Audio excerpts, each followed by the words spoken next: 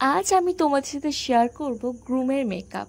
এর আগে আমি অনেক রকমের মেকআপ করেছি, কিন্তু সবটাই প্রত্যেকটা মেকআপই ছিল কোনো না কোনো মেয়েকে নিয়ে।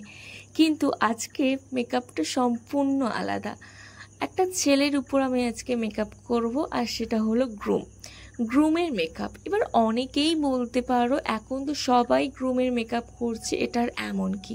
হ্যাঁ, এটা এমন কিছুই না, এখন সবাই গ্রুম মেকআপ করছে, বাট এটা আমার ফার্স্ট টাইম গ্রুম মেকআপ ছিল।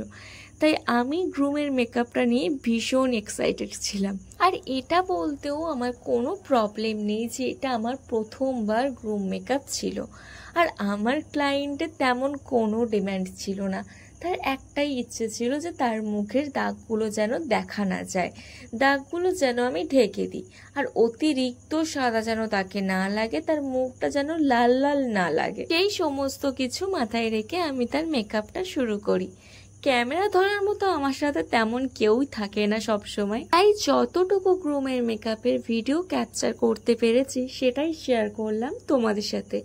ফার্স্ট টাইম করা এই গ্রুম মেকআপটা তোমাদের কেমন লাগলো অবশ্যই কমেন্টে জানিও। কোনটা ভালো লাগলো কোনটা খারাপ লাগলো কমেন্টে জানিও কিন্তু, তাহলে হয়তো নেক্সট টাইম আরও সুন্দর কাজ করে তোমাদের সাথে শেয়ার করতে পারবো। আর যদি তোমরা এই গ্রুমের মেকআপের টিউটোরিয়াল চাও তাহলে এটাও শেয়ার করব। গ্রুমের মেকআপ ছাড়াও আরও দুটো পার্টি মেকআপ ছিল আমার সেদিন।